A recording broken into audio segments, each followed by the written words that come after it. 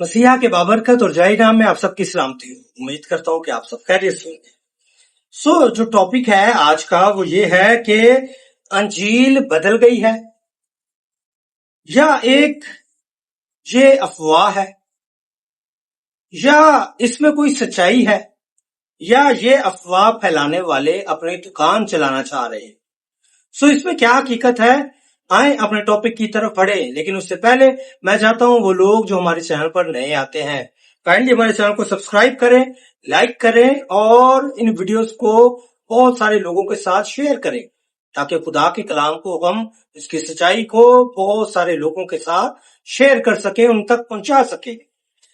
आज तक ये पता नहीं चल सका कि वो कौन सा शख्स है जिसने ये कहा हो कि अंजील बदल गई है, या वो शख्स जिसने पहली बार बाइबल बदल गई है, अंजील बदल गई है, कोई सबूत दिया हो। ऐसा कोई शख्स हमें हिस्ट्री में नहीं मिलता जिसने सबूत के साथ ये कहा हो, कोई एविडेंस देते हुए कहा हो कि बाइबल जो है, जो नया अहदनामा है, जो इंजील है, वो तब्दील हो गई। हम चंद एक पॉइंट पर बात करेंगे जिससे हम जानेंगे कि ये बदली नहीं है, बल्कि जो इसे पढ़ता है वो खुद तब्दील हो जाता है।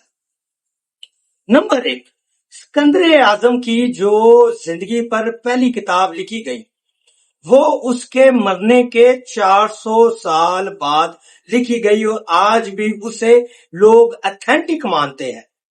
और यीशु मसीह की बात की जाए, जब उसके बारे में उसकी बायोग्राफी, या हम ये कह सकते हैं कि लूका की मार्फत लिखा गया अंजीली बयां, मरकज की मार्फत लिखा गया अंजीली बयां, या मत्ती रसूल की मार्फत लिखा गया अंजीली बयां, जब ये सामने आए तो ये यीशु मसीह के 30 या 40 साल के बाद तक ये लिखे जा चुके थे और इनमें कोई भी चीज जो है वो ना ज्यादा लिखी गई है ना कम लिखी गई है।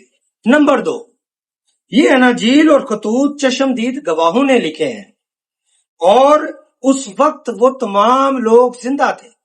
लूका को हम छोड़ देते हैं, लेकिन लूका ने जो कुछ लिखा वो कहता है कि मैंने शुरू से तरतीबवार एक एक चीज दरियाफ्त करके लिखा है।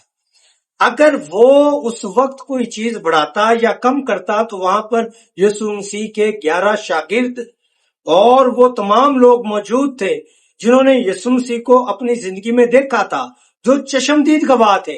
अगर लूका ऐसा उल्टा सीधा कुछ लिखता तो वो ऑब्जेक्शन कर सकते थे और उनका ऑब्जेक्शन करना बनता भी है और हम मानते भी, क्योंकि वो यीशु मसीह के चश्मदीद गवाह थे, उसकी तालीम के, उसकी बातों के।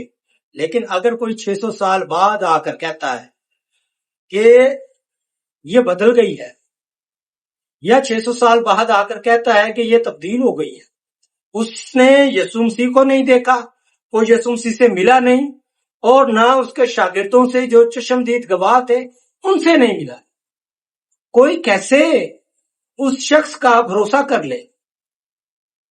मैं नहीं कर सकता। मैं यकीन करूंगा उन पर जो चश्मदीद गवाह हैं, जिन्होंने यीशु मसीह को देखा, जिन्होंने यीशु मसीह की तालीम को सुना और उसकी तालीम की पैरवी करते हुए उस तालीम को आगे बढ़ाया। नंबर 3, पतरस ने यीशु मसीह का 3 बार इनकार किया।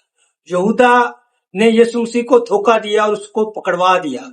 हम अनाजील में, खतूत में, अमाल की किताब में देखते हैं कि पतरस और पौलुस जो है वो कुछ चीजों में उनके दरमियान नाइतफाकी थी। पौलुस और बरनबास का झगड़ा भी है। ये सारी चीजें एज इट इज मनोमन लिखी गई, क्योंकि ये खुदा का कलाम था, वो इसके अंदर चेंजेस नहीं कर सकते थे। पतरस अपना वाकया छुपा सकता था, क्या वो वाकया जब पतरस नंगा भाग गया वो छुपा सकता था, लेकिन उसने ऐसा नहीं किया कि ये रूहुल कुद्स की तहरीक से लिखा हुआ कलाम है और ये बदल नहीं सकता, बल्कि लोगों को ये बदल देता है। बहुत से लोग इस पर सवालात उठाते हैं, لیکن خداوند ان کو آج خود جواب دے رہا ہے. بہت سے لوگ، تقریباً 50,000 سے زیادہ لوگوں کو خدا نے ایک ہی رات میں کلام کر کے، خواب میں دکھائی دے کر ان سے کہا کہ کوئی خدا ہے تو وہ میں ہوں.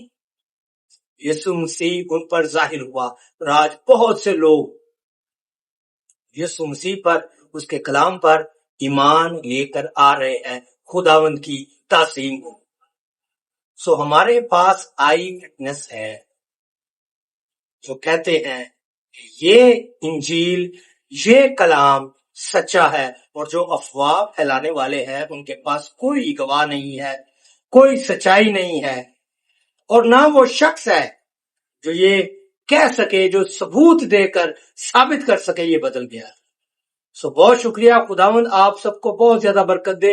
تحقیق اور تفتیش کرتے رہے اور خدا کے کلام میں سے وہ برکات کو حاصل کرتے رہے. بہت شکریہ. خداوند آپ سب کو بہت زیادہ برکت دے. آمین.